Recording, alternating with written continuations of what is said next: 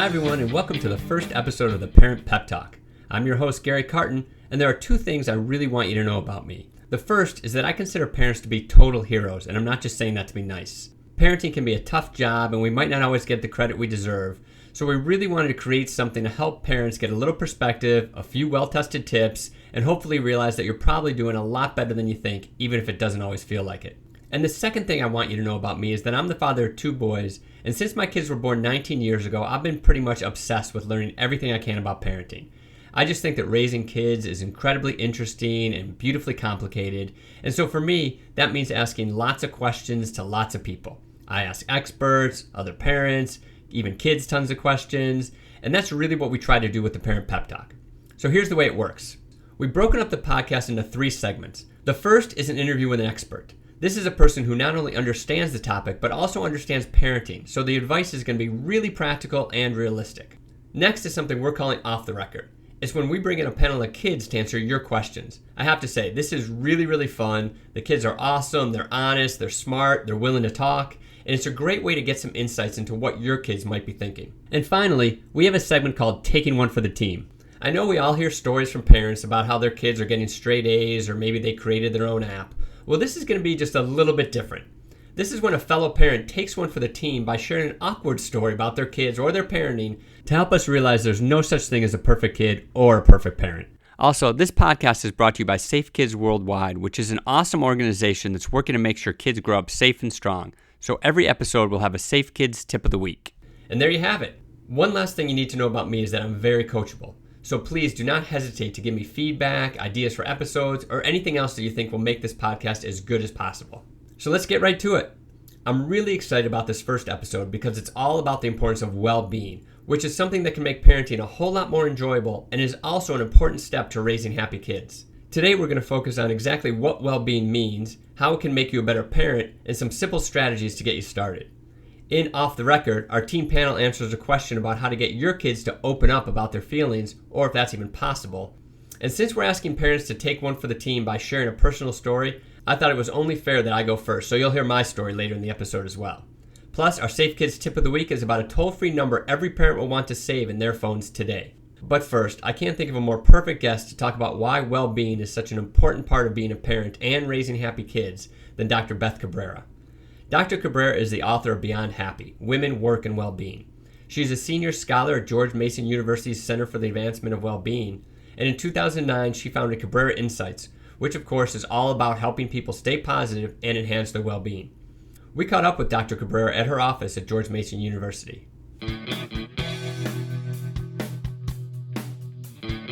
Well, Dr. Cabrera, thank you so much for joining us. Thank you for having me. So this podcast is a parenting podcast, so we always like to start from that perspective. Can you tell us how many kids you have and what their ages are? Yes, I can. I have 2 children. I have a son who's 20 and a daughter who is 18. And how's that going so far? It's been good. I was very nervous about having teenagers. I think that's, even when they were born, right. I was like, I hope I can handle the teen years, and they were not bad at all. Well, I know that in addition to raising amazing kids, you've also dedicated your life to this notion of well-being. And I guess that's probably a good place to start. Can you tell us what is well-being?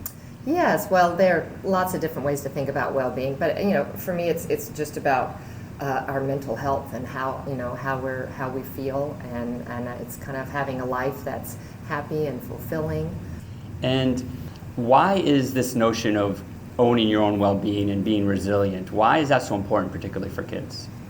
Well, I think it's the difference between a good life and a bad life. I think it's everything, really. And so if you can learn the things that contribute to your well-being, you can make choices to have a happier life despite all the other things that are going on. So there are a lot of things that are kind of outside of our control, but I think the younger children learn to do things that give them a better life and better well-being, the better they're going to be able to handle all the ups and downs that they will inevitably face in life. And one of the things in researching this, as I read a lot of your work and listened to some of your podcasts, is you are incredibly positive.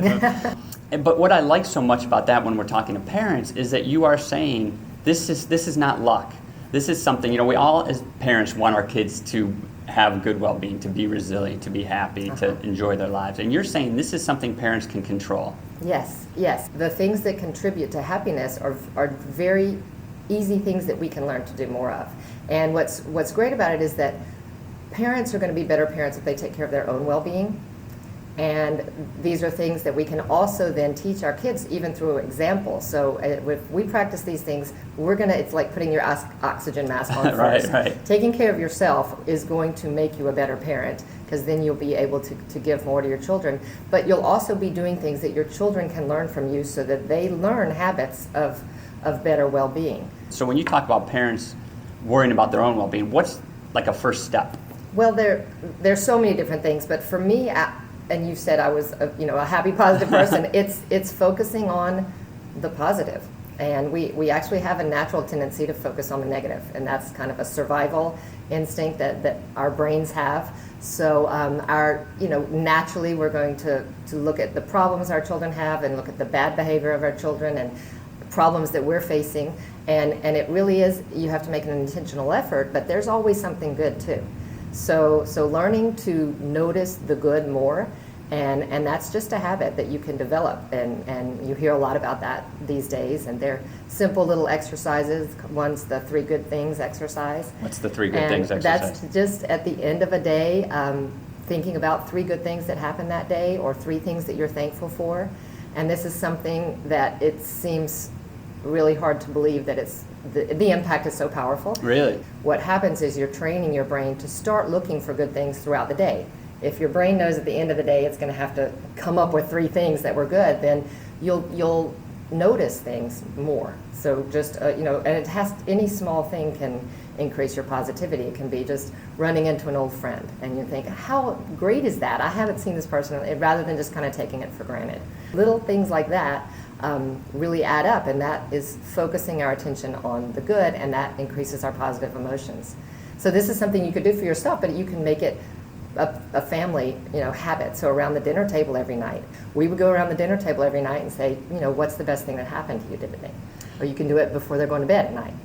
It sounds great, but what do I do when I'm sitting around the dinner table and I say to my 11-year-old or teenager, like you just pointed out, okay, tell me 3 highs today, and they're like, Dad, don't talk to me. I'm not talking to you. Or, You can say, give me 1. Okay. You can't get dessert until you tell me 1 thing. Really? So it is that? I'm kidding. No.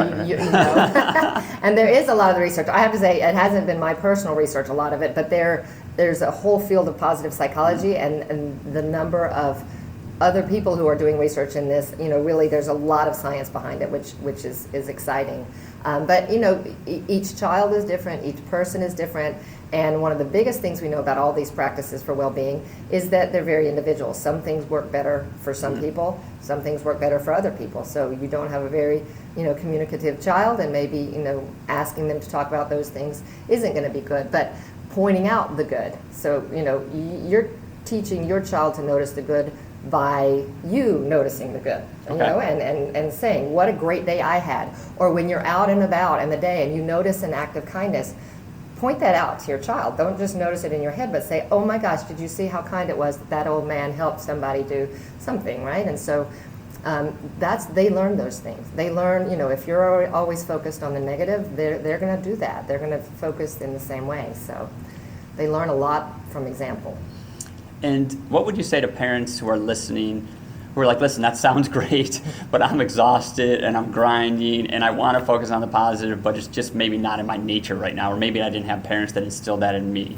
I would say that it is still a choice, and the harder your day has been, the more important it is to say, this sucks and this has been a bad day and this isn't going well, but I have my family who I love dearly. Or it might be your kids that day that are driving you crazy. Yeah. But you have your spouse, and thank goodness I have his support through this. I mean, there's always something good. I mean, even when you're facing terrible health crises, and research shows it's even more important for people to focus on the good. And this is something, it doesn't take a lot of time. It doesn't. It's just being conscious about doing it. And how long does this take before it starts to work?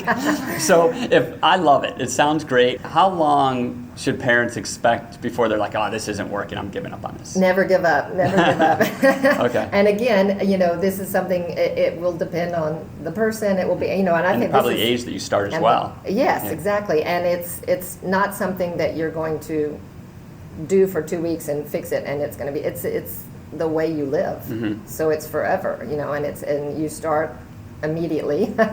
And, I just don't think there's a moment when you're going to say, oh, look, now it's fixed and everything's fine, because everything's not ever going to be fine. Mm-hmm. Right? So, I just think it's the best way to parent, and it's the best way to live for yourself. And I have to admit, I didn't really learn any of this until my children were teenagers. Okay. I wish so badly that I had known this for myself when I had small children, because I think it would have made parenting significantly less stressful and more enjoyable if I had been able to take care of my own well-being. And I think I could have started teaching my children these, from early on. And so when they were teenagers, it was hard for me to kind of tell them to do any of this stuff. Okay. Tell me what happened. Well, one of the things that I did was when they came home from school, they would run into the kitchen and I would say, so Alex, what was the best part of your day? That's just kind of the way I greeted them. Mm-hmm. And it was, I guess he was maybe 17, so I'd been doing it for a few years. And he came into the house one day and ran up to me and he said, Mom, what was the best part of your day? Oh, wow. And I was that must have been incredible. Oh my gosh, that's the way he thinks now. Mm-hmm. He heard me say it over and over and over. That's kind of the greeting, I always, and that's kind of what he learned. And he did it without thinking and was just like, that's what he said. And I was like, okay, he's getting it a little bit, right? So we talked about that, acknowledging something good in every day. Is there anything else the parents could focus on in terms of leading towards this life of well-being? I think another really important one would be generosity. And there's a lot of research that shows that, helping others makes us happier. And there are a number of reasons for that. It just makes you feel good to do something kind for someone, but it actually increases your confidence, because when you're helping someone, you're using a skill or a talent or a resource that you have. And it also takes the focus off of yourself. So we also know when people have suffered depression, one of the best things they can do to feel better is to help someone else. Wow.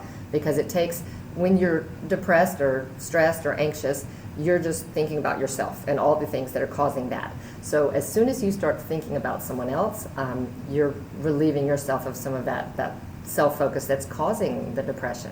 So helping your children to think about ways of doing small acts of kindness even throughout the day, just doing nice things for people. Just even one little thing, Yeah, holding the door for someone. Right. And this is something that you don't have to tell them to do, but they watch you do it again. Mm-hmm. It's again leading by example.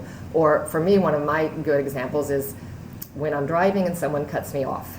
Okay, yeah. What do you do then? What do you do? Well, I would sometimes yell at the person or tell them, right. something with the kids you in the backseat of the car. You seem like the type of person who would just give them the finger or something Sometimes. like that. I'm just joking about that. And then the kids are in the backseat of the car. Right. And I am very careful now. And somebody cuts me off, what helps me is to think, this person might be in a real hurry for some reason. Maybe they're trying to get to the hospital in time, or maybe, you never know what people have. So that helps me to feel a little more compassion, and I let people cut me off all the time now, Mm-hmm. Like that's one tiny little thing that I can do that makes me feel a little better, and it's something that my kids see, my driving, Right. and they definitely learn these things. Or how about just the little wave when somebody lets you in? I think the wave is like the biggest thing in the world. I feel so good when someone waves at me when I let them in, and Yes. if they don't wave me, I'm like, oh, I didn't didn't get the thank wave. But Yeah, is that but it's just little things like that the connections that we make with people? Things and looking for ways to do nice things for people throughout the day really does change the way you feel. It makes you happy. These are positive moments that you experience by being nice to other people. And again, it's this example that you're setting for your children. So there's the generosity. Is there any other? We don't want to give too much, to get started. There's but so many. If you had to pick one more, I'll say for me as a parent, I'm a big worrier, like really you don't big seem worrier. like really. So you don't seem it's like it at terrible. all. Ask Yeah. my family. What do you worry about? Every single thing that could possibly go wrong. But mindfulness has helped me more than anything I have learned. What's mindfulness? Being present. So focusing my thoughts on the moment rather than letting them go to all of this worry that does absolutely no good. Okay. And so, especially as a parent of children, I was always worrying about things, and I have learned now to catch myself when I start going there and say, this is not going to make them safe. Just worrying about something bad happening is not going to do me any good. It's just stressing me out and upsetting me and making me unhappy. And so I'm much more aware now of when I start going there, and I bring my focus back to the moment. And that's something like research shows that our minds wander 47% of the time. Half of the time, we're not here. We're either ruminating about the past or worrying about the future. Now, some of it's good. If you're planning something, you've got to think about the future. But much of it is bringing negative emotions to the present moment. And most of our present moments are mildly pleasant. Yeah. And it doesn't need to be this amazing moment that you're having. But I mean, most of our moments are not causing us to suffer. We cause ourselves to suffer by bringing negative thoughts to the present moment. Right. Like I thought I was going to ruin this whole podcast. And look at how well it's going. And then my last question is this. If you could go back, what would be the one piece of advice you'd give yourself as a young parent? To chill out. Really? I mean, I actually mentioned it before, it's the mindfulness. It's the to be in the moment with my children. A lot of the times I was a working mother. I was really stressed out trying to get tenure in the university, and every time I was with the kids I was also reading articles, and I would take them to the playground and send them on their way while I sat there desperately trying to get through another 3 articles. And if I had to do it again, I'd push them in the swing. I think multitasking doesn't work very well, and it keeps you from doing anything well. So I mean, I had a lot of work to do, but I would have done that work when I was at work, and then when I was with my kids, I would have tried to spend more time being fully present with them. Well, it's great to hear you say those things, because you just seem like an amazing person. Your kids are obviously clearly have so many great gifts and are doing well, and to know that there are still some struggles, I think makes everyone else feel good too. So thank you so much for your time and everything that you do, and we really appreciate it. Well, thanks so much for having me. This has been fun. Before we get to our Off the Record segment, I wanted to let you know that the Parent Pep Talk is brought to you by Safe Kids Worldwide. Safe Kids is a nonprofit that's all about protecting kids from preventable injuries. These are things like car crashes, fires, drownings, concussions, and way more. Now, Safe Kids is not about wrapping your kids in bubble wrap or being overprotective. Actually, it's just the opposite. Safe Kids is a go-to resource for parents because they give practical, expert advice on important topics so the kids can explore, take chances, have fun, and still be safe from serious injuries. Let me give you an example. This week's tip of the week is about the Poison Help number. So the Poison Help number is a toll-free number all parents and caregivers, and even kids too, can put into their phones or hang on their refrigerators. And then if your kids or their friends ever take too much medicine or take the wrong medicine, you can call this toll-free number and they will tell you exactly what to do and how to handle the situation. So if you don't have the Poison Help number in your phone right now, take out your phones and I'm going to give you the number. Okay, I'm going to give you a couple seconds. And obviously if you're driving, you can wait till later. Okay, here we go. Ready? The number is 800-222-1222. That's 800-222-1222.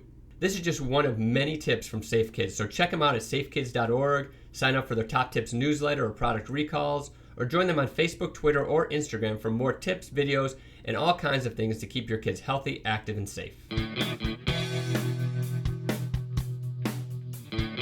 Okay, so our next segment is called Off the Record, and here's how it works. We have a panel of teenagers who are going to answer your questions to try to give you a little insights into what your kids might be thinking. This week's question is from Elizabeth. Hi, this is Elizabeth, and I have a question for the teen panel. Sometimes I feel like my kids are afraid to tell me something that they may have done or that they're feeling, or maybe something that happened at school, because I think they think I might get mad at them. What can I do to get my kids to know that they can come to me with absolutely anything they want to, or is that even possible? Okay, we've got Lolly, Brody, Maddie, and Troy. So you guys heard the question? What do you think? I think you can just go up to your kid and be like, if you need to talk, I'm here to talk, but don't force it upon them. I think you can definitely maybe sit down with them and talk about maybe mistakes you made growing up, and then they're like, oh, I can relate to that. I did something like that too, and then that's how you tell, and then they tell you about that. And when you show them you were a kid too, and you had the same kind of things going on, then they could feel more comfortable talking to you about the things that they're going through. you trust people who you feel like tell you things too. So when you're getting something out of them, you feel like you could tell them more. Yeah, I definitely think it's also about kind of just like your initial reaction. Like if your kid slips up once and then you end up like grounding them, it's gonna like not only destroy your trust in them but also their trust in you, like because they're just gonna see your reaction and never want to tell you anything. Yeah, definitely. Like, give them some leeway. Like, if they come down and make one mistake and all of a sudden all these punishments are going on, then that's just they're not gonna tell you anything ever again, and they're just gonna do more to like hide their life from you. And then again, let's talk in terms of being realistic. Is this something that parents can achieve? That's really what parents want. They want to be there for their kids, but they can't be there for their kids if they don't know what's going on. It's possible, but you can't.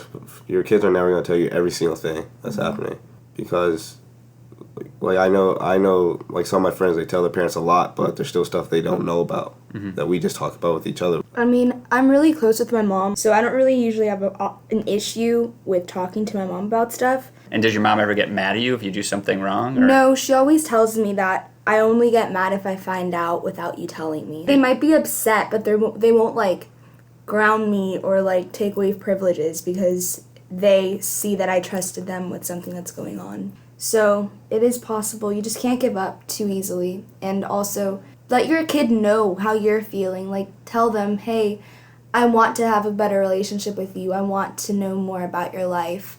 And if you then say that to your kid, you can't be discouraged when your kid's like, oh, I don't care, like, whatever. Like, they might say that, but that's still the best thing to do, because while it might seem like that, on the inside, they'll appreciate it. Well, thank you guys so much. We really appreciate your time, and we'll catch you next time. Good luck, Elizabeth. Good luck.